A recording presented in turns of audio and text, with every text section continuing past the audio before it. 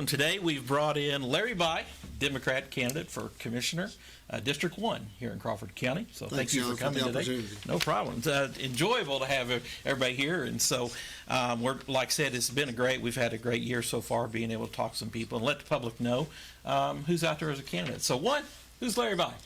Well, my name is Larry Bye. I'm a lifelong resident of Crawford County. I graduated from Crawford County High School in 1980. I'm married to Brenda Richardson Bye.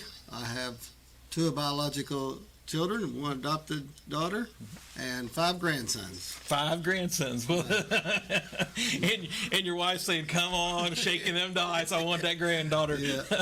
My son-in-law is Christopher Broughton. He's the athletic director at Crawford County High School. Mm-hmm. I think he's doing a good job. I think he's doing a great job. Yes. Mm-hmm. So after high school, I worked with my dad, Clarence Bye, in the timber business for about 12 years, and then I went on to further my education and to do what my lifelong dream was, to be involved in real estate sales. Really? I remember as a small child being with my dad on long trips. He had trouble staying awake at night, and I would pretend to be a real estate agent, selling him property as a small child. So is that come from him and buying timber tracts? That was a part of. He always liked to take credit for getting me involved in the real estate business. Did you have to give him a cut or commission or anything? No, I never had to do that. And then I was given an opportunity to purchase the Eaton Real Estate from Chester Eaton. Chester treated me like a son, and so I've been doing real estate full time since 1992. Wow. So now it's Mossy Oak. Yeah, it's Mossy Oak Properties, Hoosier Land and Farm. I bought a Mossy Oak Properties franchise in 2014. Yeah, I was all the way up in Vermilion County, Indiana, Friday morning, and I'm going along 41 north there, and all of a sudden I see this great big old Mossy Oak, and I thought, "Dang, Larry, you're going." Well, it's a franchise. It's a franchise. There's 2 Mossy Oak Properties offices in the state of Indiana. Yeah. Okay. Great. So you.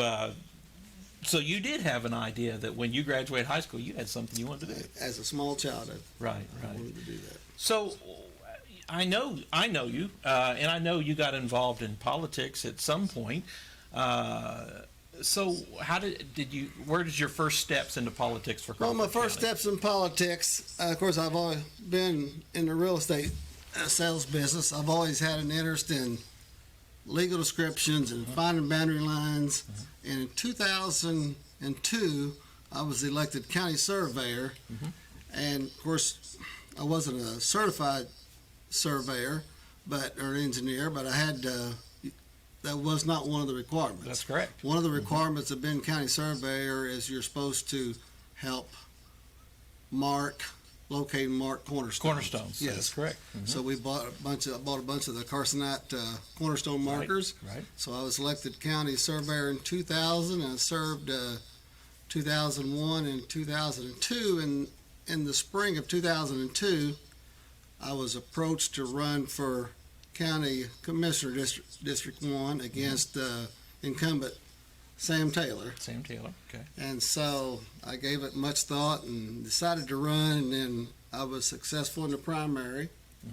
And then I ran against my current opponent in 2002, Dan Corsillas, and I was successful in that race. So in 2002, you became commissioner for took Crawford office County in 2003. for District 1. Yes.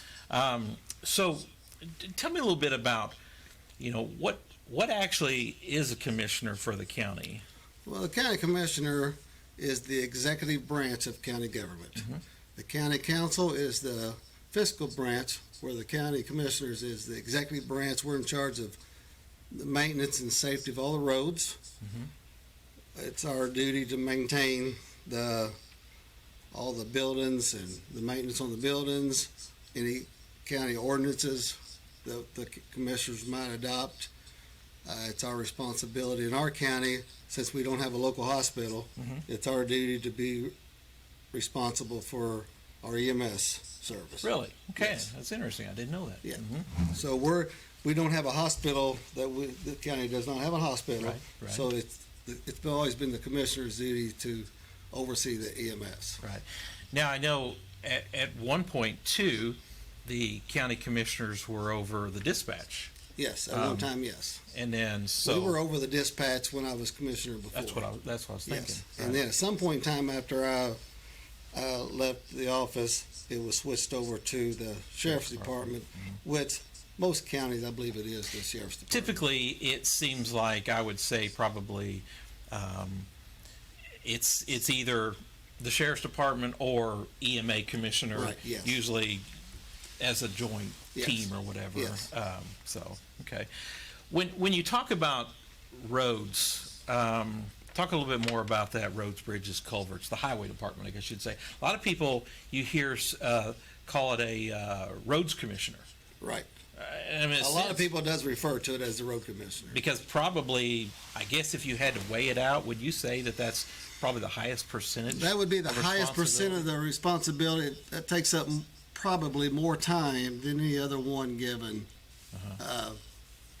item in the county that the commissioners are in control of. So, with your past experience as a commissioner, can you tell me a little bit about? Again, you said you really don't have any control over the financing, or I mean, Right, not the yes. financing, but the finances. But the highway budget probably easily is one of the largest portions of the county's budget. I think right now the county budget is usually about $4.5 million, and easily I would say $1.5 million of that is probably the highway Well, department. it may be that now. It wasn't when I was commissioner before. Our highway budget was lower than that. Our normal budget was lower than that when I was commissioner before. It was down there probably closer to $1 million in round numbers. So, the county commissioners are operating with very limited funds. Right. The highway budget comes from the gas tax. Right. That's dealt out from the state. And so it is really hard to do nearly all the things that needs to be done with the roads because of the lack of funding. What about, let's talk about bridges, because that's probably number 2, roads, bridges, culverts, and waterways. In Crawford County, we have probably, I'm just gonna go with the Totten Ford, Rothrox, the Milltown Bridge, and then our 3 bridges down to Alton. Probably, so we got six pretty good sized bridges, and those bridges were built in the 1900s, early 1900s, and now some of those probably had some type of. They've had updates some over time. renovations and updates to them before. But when you were in office, if I remember correctly, was that the time that the Milltown Bridge? Yeah, the first bridge of course, we worked really good with the Harrison County Commissioners, had a really good working relationship with Harrison County, the commissioners and the council, to get funding to, even though they were considered our bridges, to help fund a new bridge at Rothrock Mill. And probably the most important one was the new 2-lane bridge in Milltown. Not only was it a single-lane bridge, but it was also, it got to where it didn't meet the requirements to cross it. So Right. that's an important bridge. It not only interlinked 2 counties, but that was interlinking the town of Milltown together. Sure. So I felt like that's one of the things that I did or helped be involved in working with Harrison County to get a new 2-lane bridge across the Blue River at Milltown. Something else before I get away from that, because I know the Long Bridge down at Alton, that was another one. Was that another one that was probably around that same Yes. time you were involved in?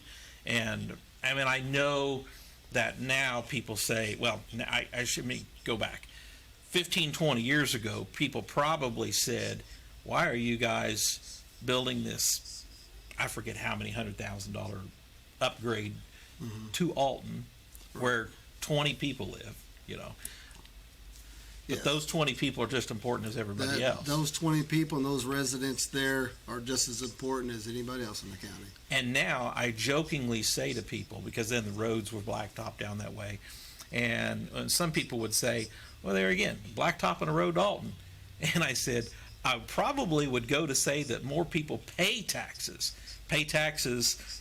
come May and November in Alton than a larger majority of the places. And so Right. we've got this big influx in the town of Leavenworth and Alton with people using it as more of a recreational. Alton is used a lot for recreation with the boat ramp at Leavenworth and Alton for the Ohio River. Alton is pretty remote, but it gets a lot of people visiting Alton. I know 2020 4th of July, I believe I went down there, and a friend of mine invited us down, and I couldn't believe how many people were down there for the There's fireworks. a lot of people that goes to Alton. And so again, safe travels, Safe getting down travels, there. yes. It brings the value. I mean, trying to sell property, I guarantee those probably, you as a real estate agent, you can probably back us up. A lot in Leavenworth probably sells more than a lot in Marengo. Yeah, there's no question.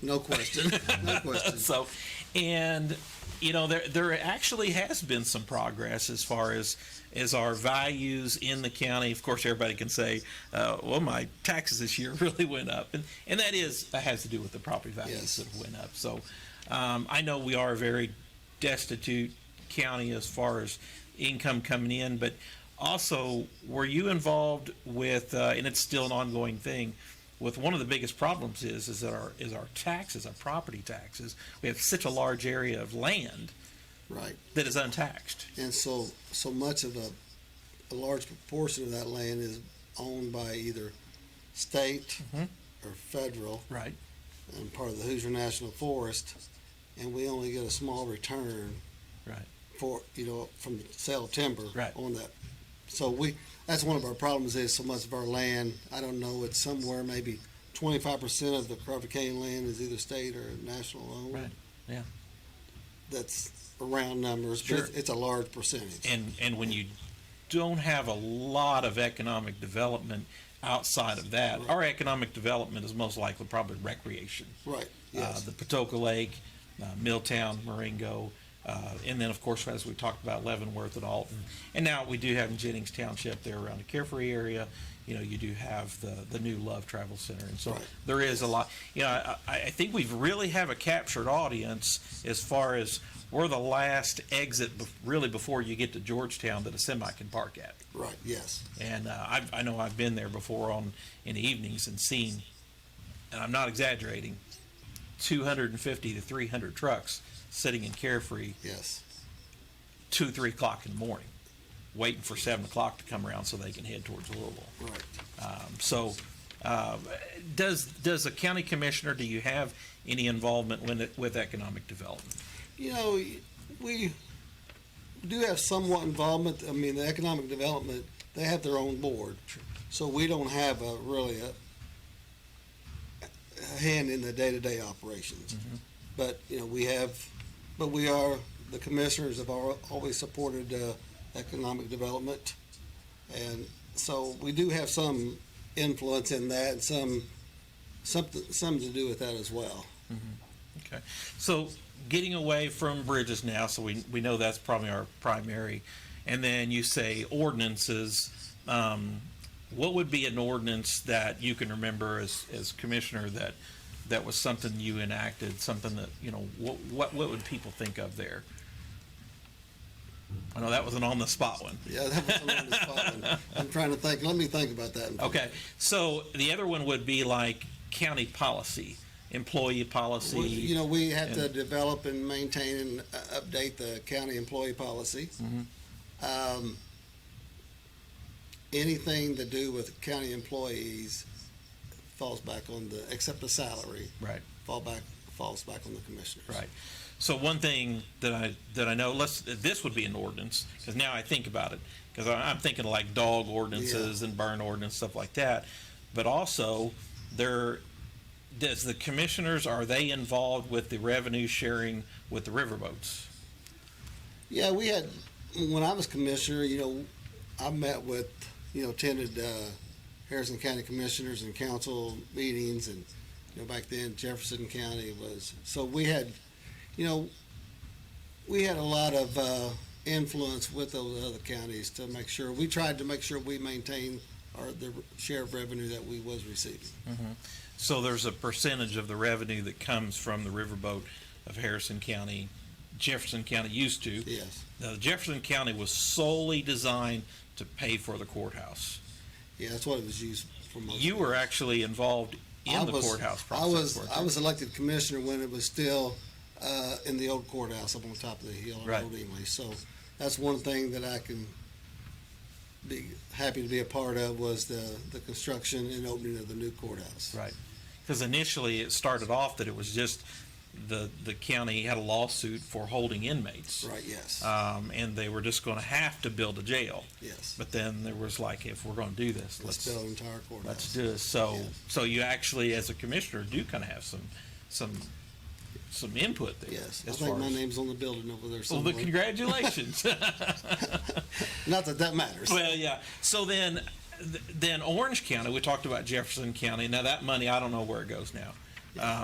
But the Harrison County money there's a pie, 100% pie, and it's divided between Yes. the highway department, and the school corporation, and each one of the fire departments, and I think the library and the recycling center and all those. So there's a 100% pie, and they all get a piece of that. Right. It's And I'm divided not up. sure what the percentage And is. it changes. Yes.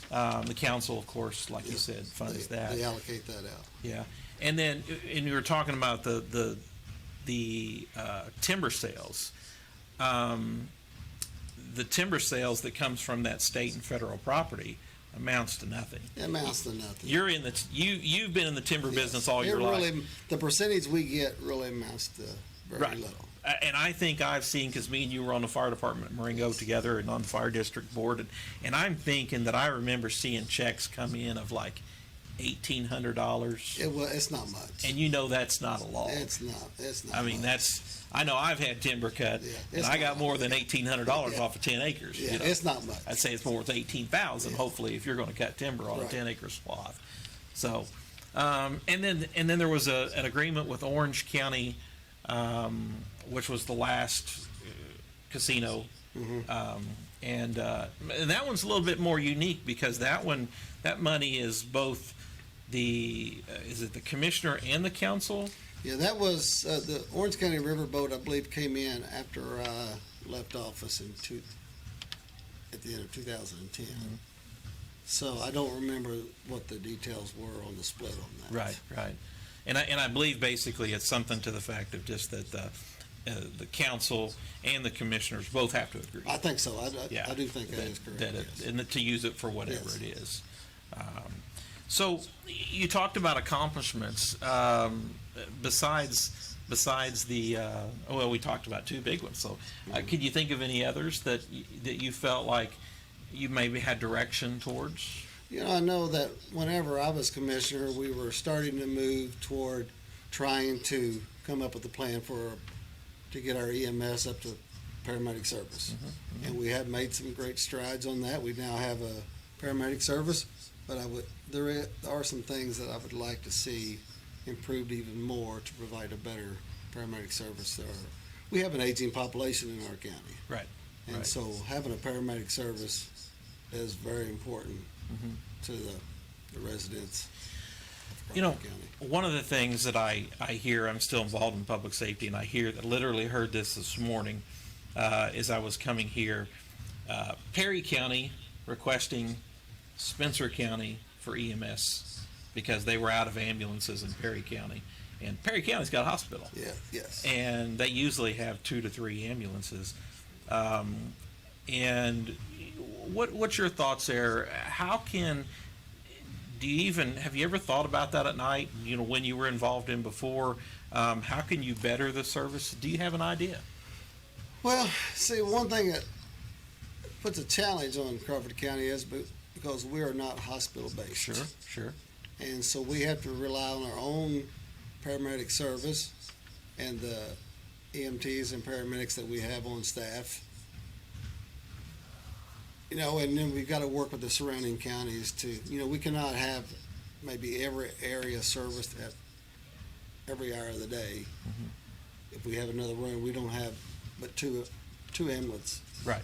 So you have to rely on your EMS director to make sure that we've got agreements in place with the other counties, with the hospital-based services to provide service for us. And then of course, and again, nothing again the commissioners have control of, but is the funding to have a competitive wage for EMTs. Yes, that's something that I've been approached, and I do feel like that our EMTs, I'm gonna be honest with you, not only our EMTs, I think, especially in today's challenging times, that all of our county employees deserve a raise. They're hardworking, but you need to be able to attract, if you want a good paramedic service, you're going to have to be able to pay these paramedics an attractive enough wage to get them want to come to Crawford County. Otherwise, unless you got a paramedic that just wants to be in Crawford County, maybe was born and raised here in Crawford County, you got to give them a reason to want to come to Crawford County. And I know it's challenging with our budgets we have. Kind of like in your real estate business, when you're trying to sell a piece of land, you got to sell the property. You got to, yes. You know, and why would you want to come and work here in Crawford County? You have to give them a reason. Yeah, and of course, you know that's everything. You know, you've got a background in a successful business. You were on the school board. I was on the school board. I was appointed, I think it was in 2018, to finish filling out a term from a board member that moved away. And so I finished my term in 2020. I decided not to seek a re-election. So I was on the school board. How did you, I guess with your government background that you had, and dealing with an organization that handled a couple $1 million budget, to go to the school corporation, probably the largest business, if you want to say, in Crawford County, with, I would say, twice the budget. So what was your feelings while being on the school board compared to a county commissioner? Well, I'm gonna be honest with you. I felt like on the school board, and you've been on there, you feel like your hands are tied. You really can't do. You know, of course, it's a 7-member board. 7-member board, right? Yes, and you know, it just didn't seem like that it wasn't a good fit for me. I'll be honest with you. I was really disappointed. I thought I could go in there and make some big changes. Sure, absolutely. I thought, man, I'm going to turn this board around. Yeah. I was surprised. Yeah, and I'll totally agree with you, is that, you know, I felt the same way. I had ideas, you know, and but trying to convince 6 other people of your ideas, it wasn't always. Now, the only time that I can say that I felt like I was actually approached by the superintendent, is at that time we kind of had a split board. If you want to say 3 of the old and 3 of the new. And I remember the superintendent coming up to me on a pretty big topic, and he said, "You know, you are the school board." And I said, "What do you mean?" He goes, "However you vote is the way it's going to go." And so I took that seriously, you know, and I thought, let's look at things. Let's look at. I took my job on the school board seriously. Yeah, I did. Don't get me wrong. I did take it seriously. And didn't make a popular vote. Yes. And I'm going to bring up something that you did that I appreciate, and I'm going to tell you appreciate. It probably wasn't popular for you, and maybe hurt, but you know, one of the things I think has been a biggest frustration that I hear people, especially outside of the county, is the fact that the courthouse is closed on Wednesdays. And that is just something that a lot of people can't understand, is that why that is. Now, the county decided to go later in the evenings to Tuesdays and Thursday evenings. When I was commissioner before, I tried unsuccessfully to get the courthouse open on Wednesday. Were you approached by the community? Well, over the years, you just hear so many courthouses or people that goes to other courthouses, they're open. Right. And, I mean, so I felt like we should be open 5 days a week. Sure. And I was unsuccessful when I was in there getting that accomplished. But then after I left office in 2010, there was, for a small time there, they opened it up on Wednesday, and then they reversed it and went back to being closed on Wednesdays. But I can say that what I'm getting here, Larry, is that you know, it may not have been a popular idea for you, but you did it because it was what I felt like was right at the time. Right. And I now, think I'm not saying I'm not. I don't get me wrong. I don't want people to think I'm going to go back in there and try to get up on this thing. Right. It's not going to happen. Exactly. I mean, you've already realized, and Yes. there has been adjustments that, Yes. like you said, but I know that you know, I've stood there at that front door in October and watched people come in, walk down the hallway to pay their taxes, and go, What the heck? you know? And like I said, I'm all over the state of Indiana also. Right. You know, I was in 5 courthouses Friday, Yes. and that is, you know, something you just can't. But there again, all of my deal with aren't past 4, so makes a difference. Right. Yeah. So anyway, like I said, I just want to tell you. It was not a popular decision with the courthouse employees when I did it. But sometimes popular decisions aren't always the best decisions, and I feel like again, it's at least something that you brought up. I attempted it once, but I won't be trying it again. If elected, I won't be trying it again. But you know, let's go back to saying things that we said we'll never do, but we're going. And I'm not saying you're going to now say we're going to do the courthouse open again, but you know, and I think you did 8, 9, 10, 11, 12 years total in county politics between the surveyor and the commissioner and the school board. And there's other boards. What's some of the other things you've been involved in? Well, I was on Region 15. I was on Lincoln Hills for a while.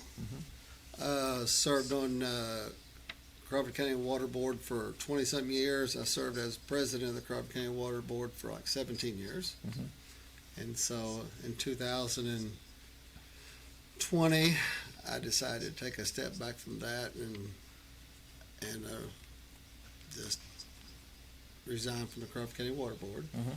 So, but you know, of course, I attend Hillview Christian Church, and with the farm and family, I just at the time. Yeah, say between your farming and keeping grandkids rounded up and going to athletic all the ball games and everything like that.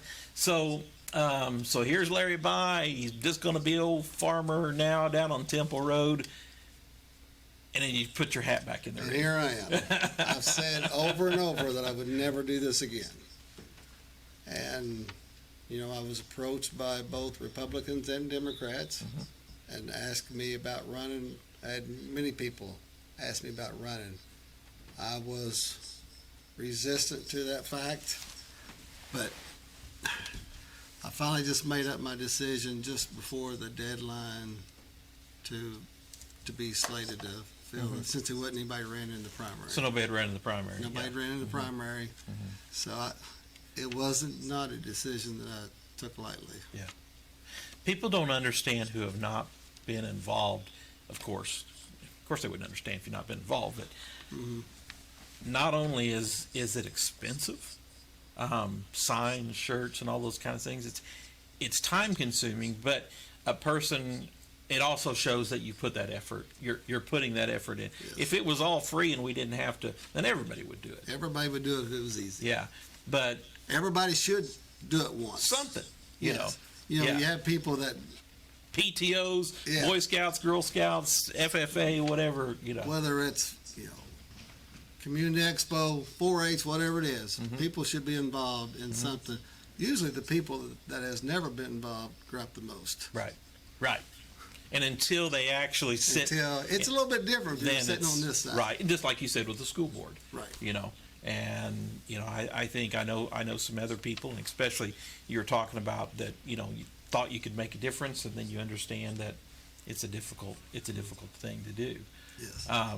But I think with your business experience that you've brought assets to all of those different boards as a businessman. Yes, I do feel like I have, yes. Yeah. You know, I've never served on any of those boards for any kind of personal gain. It was all a way to give back to the community. Right. And do what I thought was best for the community. Exactly. And that is, I feel like a lot of people, when they are at heart of doing something like that, again, it's not a popular agenda. that you're out to get your road blacktopped or whatever it is. It's more because you've kind of got a different little beat of your heart when you're Yes. when you're. I actually missed it. Yeah. I didn't think I would, but Right. I actually missed it. Right.